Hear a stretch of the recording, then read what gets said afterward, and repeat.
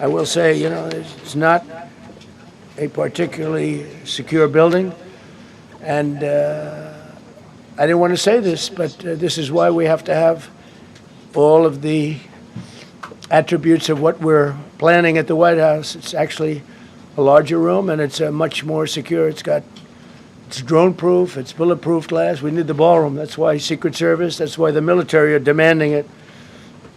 They've wanted the ballroom for 150 years for lots of different reasons, but today's a little bit different because today we need levels of security that probably nobody's ever seen before.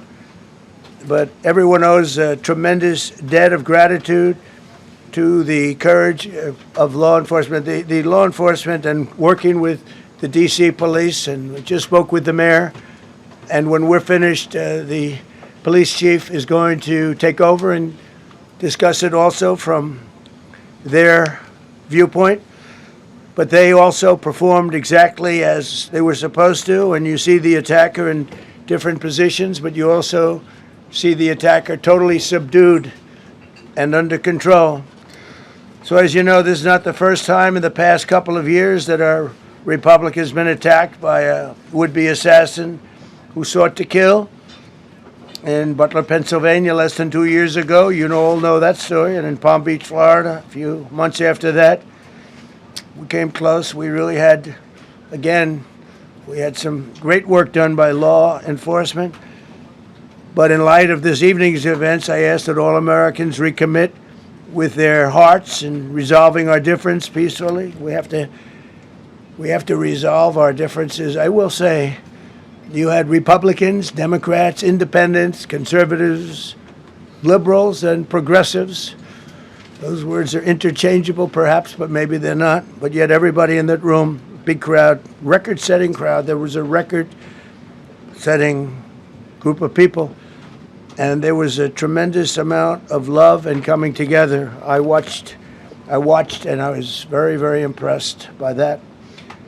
But First Lady and I were taken very well care of, very quickly rushed off the stage. Vice President J.D. Vance, who's here, was likewise beautifully done. He was just saying how quickly everybody acted, law enforcement, Secret Service in particular in this case, but law enforcement. Marco had the same thing.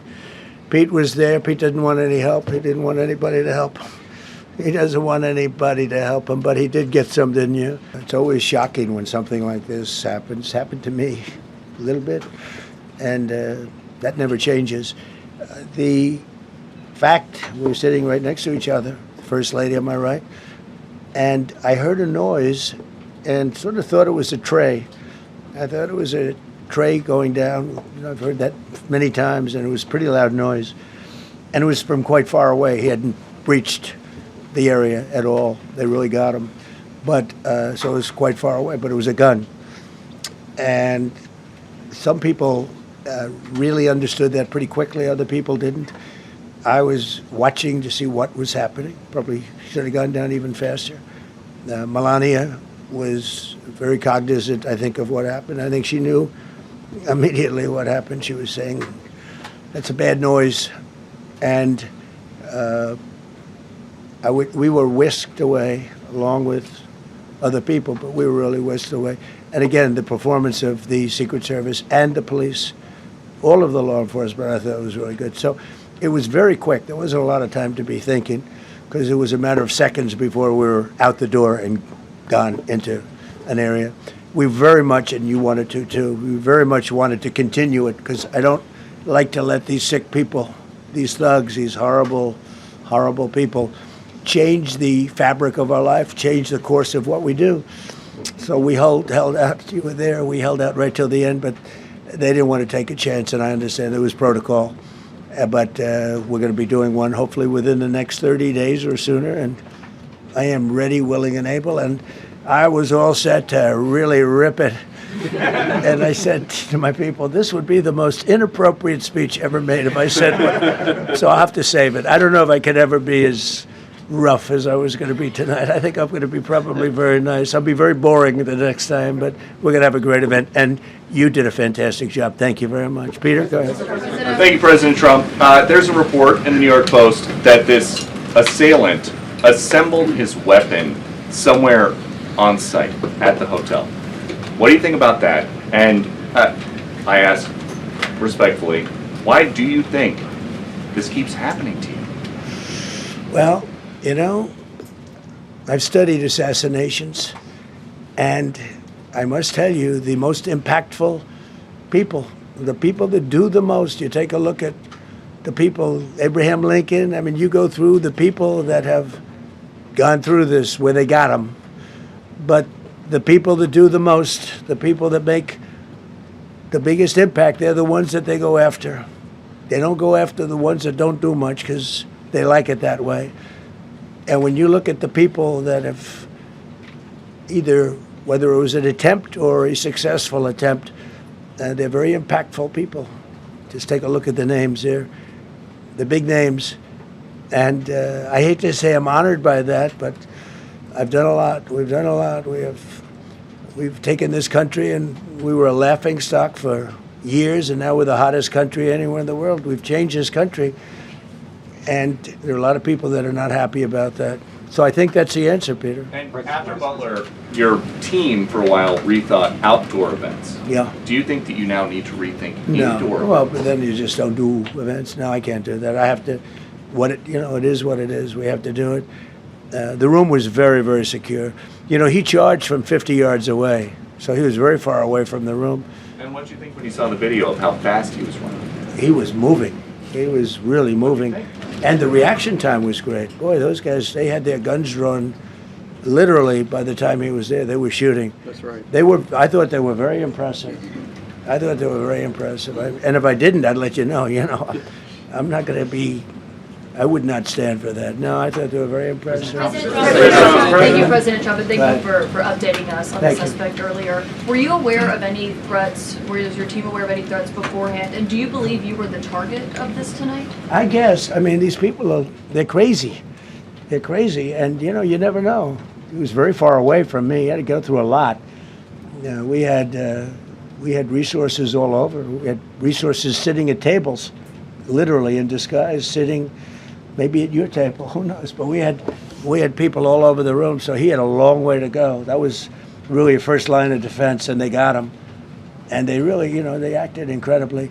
No, there was no notification. We had no idea. Go ahead, Do you know Kevin. any political motivations from this? Well, you never know. Now, we'll be able to tell you that maybe by tomorrow or the next day. He's in custody, and they're asking him a lot of questions. I guess they're going over, Todd, and they're already at his apartment. He lives in California. Yes, sir. And they're over there, so they'll be able to tell you. Thank you, Caitlin.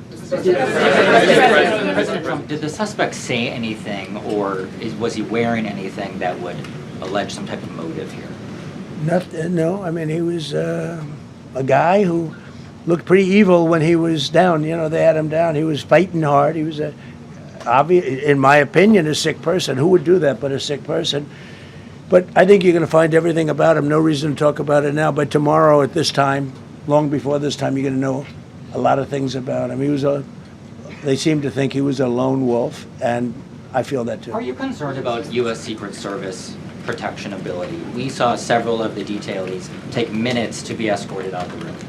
No, they acted very quickly. No, I was very impressed by Secret Service. Secret I mean, Service did great. I'm the one, and Mark Wayne, you would agree with that, I think. Absolutely. I'm the one that would complain. You don't have to complain for me. I would be complaining. I'd be up here right now saying they didn't do their job. Oh, believe me, because, it's my life, and I want to live because I want to make this country great. That's why I want to live.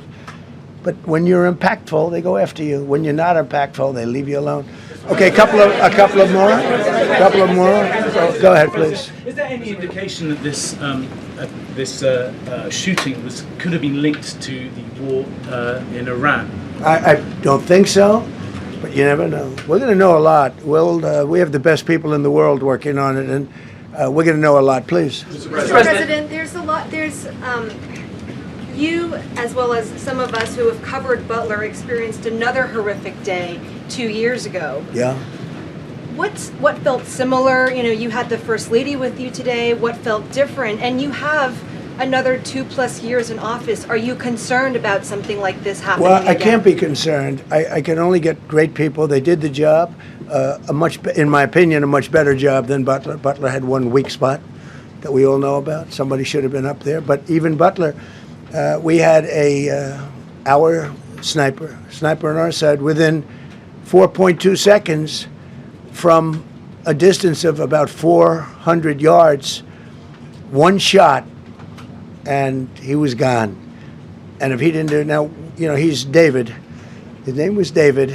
I say, hello, David, every time I see him. David, I like you very much, David. But think of that. Now, if he doesn't hit him, and he hit him right between the eyes from 400 yards without any notice, nobody knew. He heard a sound. He looked over, and there was actually a tree that was somewhat in his way. You know the story very well. And he aimed, he fired, and if he didn't do that, beyond me, you would have had a lot more people killed. We lost one great person and 2 people very badly hurt. They're okay now. But no, that was, so in a sense, you know, that was pretty amazing, the job they did. But they did have that one weak spot, as you know. They should have had that covered. Tonight they had everything covered very quickly. And he was fast. He was running full blast, and they got him before they got any further. I was very far away. You know, he hadn't anywhere close to breach the doors of the ballroom. The ballroom was sealed, and everybody in there. That's why once those doors opened, they didn't want to do tonight. If the doors weren't opened, we could have probably done it tonight. But I think we're much better off rescheduling. Yeah, please. Mr. President, for you and perhaps law enforcement as well, what is the level of confidence that this was a lone actor, and has the suspect made any statements to police while in custody? Yeah, I think it's just it's not my profession. We have great professionals up here and outside that have been working with us. My impression is he was a lone wolf, whack job. These are crazy people. And they have to be dealt with. We had that in the second attempt, as you know, and he's spending life in prison. Because if you let him out, they'll probably, you know, if he serves 10 years or 15 years, you let him out, he'll probably try it again with somebody else. They're sick people. We have a lot of sick people. But you're going to know, I think very shortly, you're going to know, Todd, a lot about him. You're going to know a lot about him. Yeah.